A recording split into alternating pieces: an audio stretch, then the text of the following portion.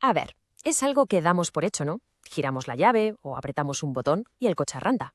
Pero lo que realmente pasa ahí debajo, en el capó, eso es pura magia de la ingeniería. Y entenderlo es meterse de lleno en un mundo de precisión y potencia brutal. Y la pregunta del millón es esa, ¿no? ¿Cómo es posible que un líquido, la gasolina o el diésel, se convierta en la fuerza bruta que mueve toneladas de metal? Parece cosa de brujería, pero no lo es. La respuesta está en la física y en una especie de valle mecánico que ocurre a una velocidad de vértigo. Pues sí, el secreto de todo esto son explosiones. Miles y miles de pequeñas explosiones controladísimas que suceden cada minuto. Ahí está el truco. Esa es la auténtica fuente de energía del coche. Vale, pero claro, ¿cómo se controlan miles de explosiones? Suena peligroso, ¿verdad? Pues para eso existe un proceso que es sorprendentemente elegante, súper eficiente, un ciclo que se repite una y otra vez en 4 pasos.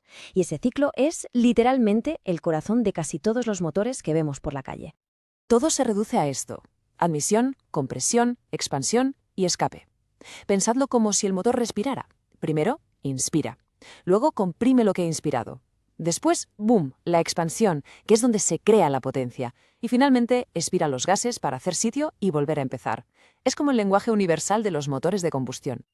Venga, pues vamos a meternos en faena con el más común de todos, el que probablemente lleva la mayoría de los coches, el motor de gasolina. Este funciona con lo que se conoce como el ciclo Otto. La clave del ciclo Otto, lo que lo define, es que mezcla el aire y la gasolina antes de que todo entre en el cilindro. Y ojo, lo más importante, necesita una chispa para que todo explote, una bujía que dé el chispazo. Por eso se les llama así, motores de encendido por chispa. Lógico. Vale, primer tiempo, admisión.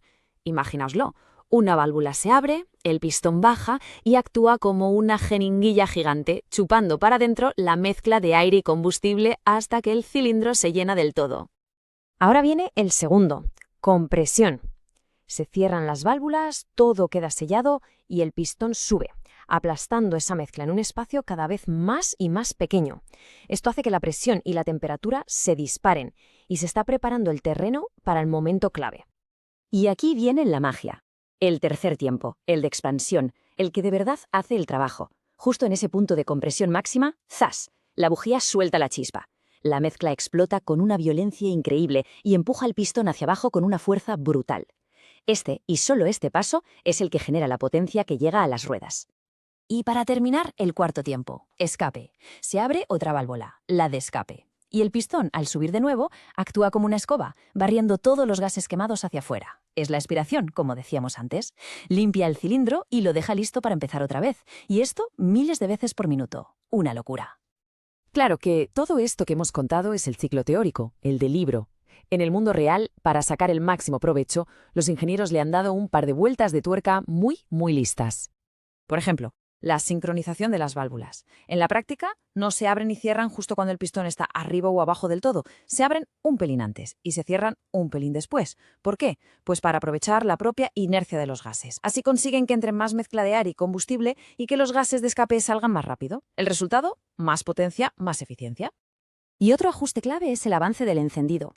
La chispa no salta justo en el punto de máxima compresión, sino un poquito antes. Y esto tiene todo el sentido del mundo porque la explosión no es instantánea, tarda unas milésimas de segundo. Al adelantar la chispa, se aseguran de que el empujón más fuerte de la explosión pilla el pistón justo cuando empieza a bajar. Es pura optimización. Pero bueno, hemos hablado mucho de la chispa y si os digo que hay motores que no la necesitan para nada. Vamos a ver ahora la otra gran familia, los motores diésel, que consiguen lo mismo pero por un camino totalmente diferente. A ver, la diferencia es brutal. Y está justo en el primer paso. El motor de gasolina, el Otto, metía aire y combustible mezclados. El diésel no. El diésel solo mete aire. Y luego, para encenderlo, nada de bujías. Lo que hace es comprimir ese aire a lo bestia, hasta que se calienta tanto que, al inyectar el gasoil, este explota solo, por pura presión y temperatura.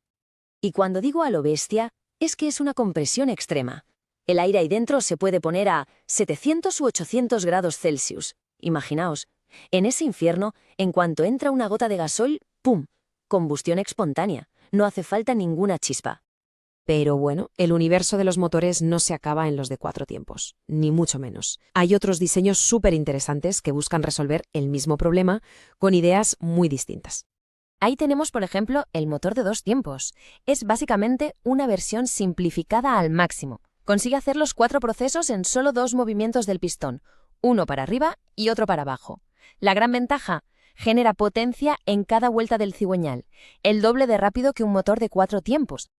Y luego está esta maravilla, el motor Wankel. Aquí ya nos olvidamos de los pistones. Esto es otra liga. Usa una especie de triángulo redondeado, un rotor, que gira dentro de una carcasa con una forma muy particular. Y mientras gira, los huecos que se forman van haciendo los 4 tiempos de forma continua. Una pasada de diseño. El Wankel es un motor de contrastes. Por un lado, al no tener pistones subiendo y bajando, es súper suave, sin vibraciones, y da muchísima potencia para lo pequeño que es, pero tiene su talón de Aquiles. Sellar bien las puntas del rotor es complicadísimo, y eso, históricamente, ha significado que consumen más gasolina y más aceite. Pero al final, da igual que hablemos de un Otto, un diésel, un 2 tiempos o un Wankel. En el fondo, todos son lo mismo, máquinas térmicas. Su único objetivo, su razón de ser, es convertir la energía del calor de una combustión en trabajo mecánico, en ese giro que mueve las ruedas. Y claro, todo esto nos lleva a la pregunta del millón, sobre todo hoy en día. Con la llegada masiva de los coches eléctricos, después de más de un siglo siendo los reyes absolutos, ¿qué pasa con el motor de combustión?